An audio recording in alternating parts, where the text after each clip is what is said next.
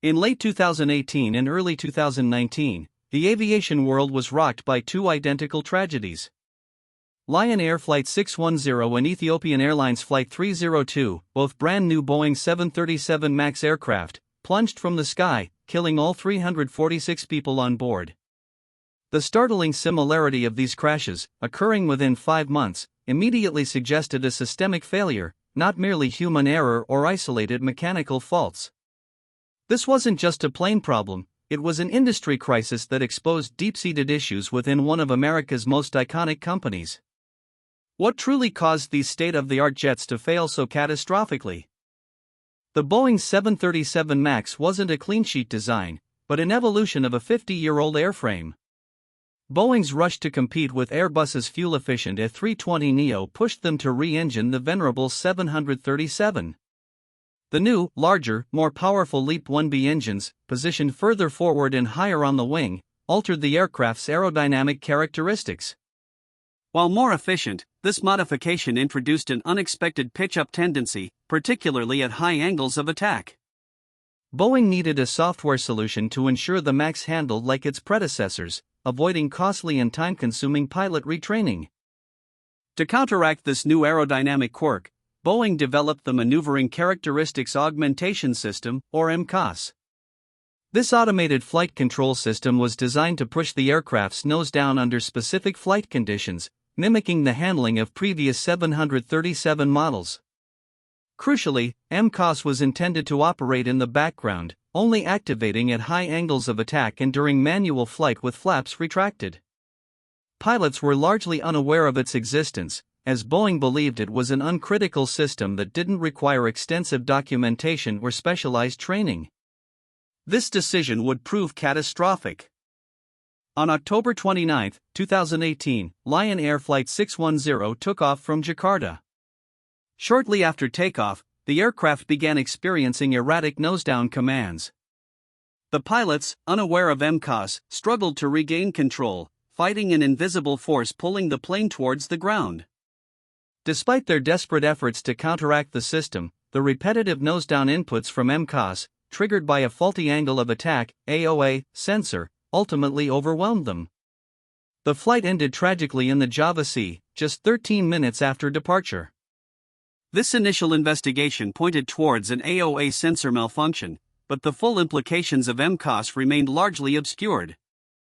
The fundamental design flaw of MCAS, as revealed post-crash, was its reliance on a single angle of attack sensor input. Modern commercial aircraft typically use at least 2, often 3, redundant sensors for critical flight parameters. If one AOA sensor provided erroneous data, MCAS would activate, repeatedly pushing the nose down without cross-referencing with another sensor. This single point of failure was compounded by the fact that MCAS commanded significant control authority, overriding pilot inputs and trim wheel movements. It transformed a minor sensor error into an uncontrollable crisis. Following the Lion Air crash, Boeing's immediate response was to issue an operations manual bulletin, alerting airlines to the potential for uncommanded nose-down trim and outlining procedures for pilots to follow. However, this bulletin did not explicitly mention MCAS or its role, attributing the issue more generally to runaway stabilizer conditions. Furthermore, Boeing stated that a software update for MCAS would be deployed, acknowledging a problem but downplaying its severity as pilots could simply follow existing procedures. This response was seen by many as insufficient, prioritizing public image over a transparent acknowledgement of a critical system flaw.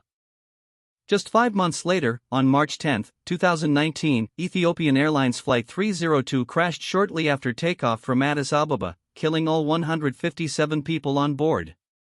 The flight data recorder revealed an eerily similar pattern to Lion Air 610, repeated nose-down commands from MCAS, triggered by faulty AOA sensor data. Despite pilots attempting the procedures outlined in Boeing's bulletin, they were unable to regain control. This second crash, following so closely and with identical characteristics, sent shockwaves globally. It was clear the issue was far more profound than initially portrayed, prompting immediate scrutiny and a worldwide reckoning. The investigations into both crashes conclusively demonstrated how MCAS entered a fatal loop. A single, faulty angle of attack sensor, potentially damaged or miscalibrated, sent incorrect data to the flight control computer. This erroneous data indicated the aircraft was at a dangerously high angle of attack, triggering MCAS. MCAS then commanded the horizontal stabilizer to push the nose down. When pilots attempted to counteract this with upward trim, the faulty AOA data persisted, causing MCAS to re-engage, often within seconds. This relentless, automated override overwhelmed human intervention, locking the aircraft into an uncontrollable descent. A critical real reason for the crashes was the significant gap in pilot training and awareness. Boeing deliberately did not disclose MCAS in the 737 MAX flight manuals or pilot training curriculum. Their rationale was that MCAS was an uncritical background system only activating in rare, specific circumstances, and that pilots could handle its effects using existing runaway stabilizer procedures. This proved devastatingly wrong. Pilots, having no knowledge of MCAS or its potential for repeated, aggressive commands, were effectively flying blind against a hidden adversary in their own cockpit. The assumed ease of transition from older 737s directly contributed to this fatal oversight. The crashes laid bare a profound shift in Boeing's corporate culture. Historically, Boeing was an engineering-led company, renowned for its technical excellence and safety-first ethos. However, decades of mergers, acquisitions, especially with McDonnell Douglas in 1997, and increasing pressure from Wall Street led to a culture prioritizing cost-cutting, speed to market, and shareholder value over meticulous engineering and safety. Engineers reported feeling pressured to sign off on designs, while management pushed for rapid MAX development to compete with Airbus. This cultural pivot, from build it right to build it fast and cheap, created an environment where critical safety flaws could be overlooked. Another critical piece of the puzzle was the role of the Federal Aviation Administration, FAA. For years, the FAA had increasingly delegated certification tasks to manufacturers like Boeing, a process known as Organization Designation Authorization, ODA. While intended to streamline certification, in practice, it meant Boeing employees were essentially certifying their own aircraft. The FAA, understaffed and under-resourced, failed to adequately scrutinize critical aspects of the MAX design, particularly MCAS. This lax oversight, born from a trusting relationship and resource constraints, proved to be a significant regulatory failure that contributed directly to the MAX unheeded flaws. The ODA program, or self-certification, meant that Boeing engineers, designated by the FAA, performed many of the checks and sign-offs for the 737 MAX. While this system relies on the integrity of the manufacturer, it creates an inherent conflict of interest. Boeing was under immense pressure to get the MAX certified quickly to meet deadlines and compete with Airbus. This pressure, combined with the power to approve their own work, led to a significantly reduced level of independent oversight on critical systems like MCAS. The paradox is clear: the entity incentivized by speed and cost was also responsible for ensuring uncompromised safety, a conflict that ultimately undermined the system. The decision not to disclose MCAS to pilots, and to make it reliant on a single sensor, was heavily influenced by cost-cutting measures. Boeing wanted to market the 737 MAX as a simple type rating upgrade from previous 737 models. This meant pilots could transition to the MAX with minimal, inexpensive computer-based training, avoiding costly simulator time. Any significant changes requiring simulator training would have driven up costs for airlines, making the MAX less attractive. This commercial imperative, prioritizing sales and minimal training costs, directly compromised safety by obscuring a critical new flight control system from the very people flying the aircraft. The 737 MAX crashes highlight a growing tension in modern aviation: the balance between automation and human oversight. MCAS was an automated system designed to make a new aircraft feel like an old one, effectively automating away a handling characteristic. However, when this automation failed, it did so in a way that actively resisted pilot input. The pilots, trained to trust their instruments and systems, found themselves in a battle against an intelligent, persistent algorithm they knew nothing about. The incidents underscored the critical need for automation to be transparent, predictable, and easily overridden by human operators when necessary, a principle clearly violated by MCAS. After the second crash, the international community reacted swiftly and decisively. Country after country, starting with China and Indonesia, independently grounded the Boeing 737 MAX fleet. Despite initial resistance from the FAA, the overwhelming global consensus forced their hand, leading to a worldwide grounding order on March 13, 2019. This unprecedented event saw over 387 aircraft grounded across 59 airlines, costing Boeing billions and severely damaging its reputation. The grounding persisted for 20 months, making it the longest commercial aircraft grounding in aviation history, symbolizing the magnitude of the failures exposed. To bring the 737 MAX back to service, Boeing undertook a comprehensive software overhaul. The revised MCAS system now takes input from both angle of attack sensors, comparing them for consistency. If they disagree significantly, MCAS is deactivated. It also only activates once per flight event and has reduced authority, preventing it from commanding repeated, aggressive nose-down inputs. Additionally, pilots now receive extensive mandatory training on MCAS and its operation, including simulator time.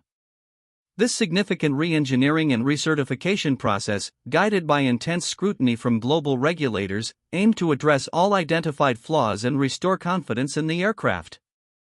Beyond the technical failures, the crashes brought to light disturbing revelations from whistleblowers within Boeing. Employees detailed a culture of cutting corners, immense pressure to meet production targets, and dismissal of safety concerns. Engineers reportedly faced retaliation for raising issues, leading to a chilling effect on internal dissent.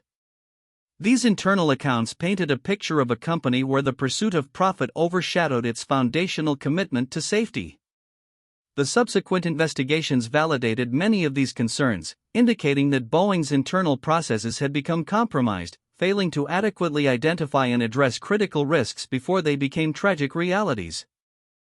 Comparing the old Boeing with the new reveals a stark contrast. The company, once a paragon of engineering innovation and safety, appears to have shifted dramatically. The 707 and 747 era represented meticulous, engineering-driven development, with safety built into every stage.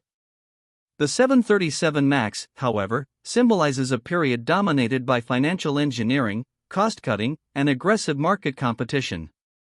This comparison isn't merely nostalgic, it highlights a systemic degradation in how safety-critical decisions were made.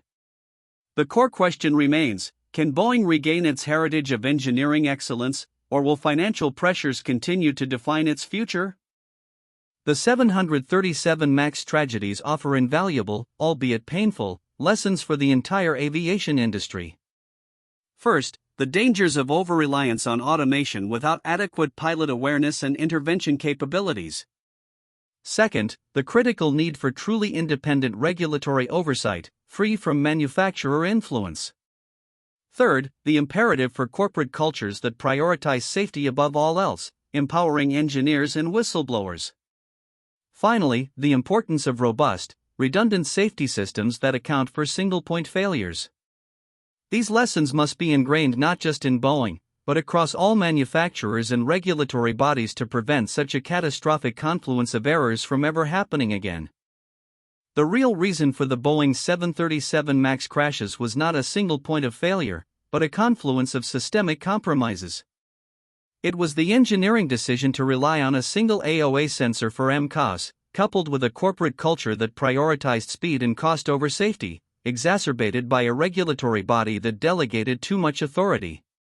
These intertwined factors created a perilous environment where a hidden, aggressive automated system could repeatedly overpower human pilots. The cost was 346 lives, billions in financial losses, and a significant blow to public trust in aviation safety. This crisis serves as a stark reminder of the immutable truth: in aviation, there is no room for compromise when it comes to human lives.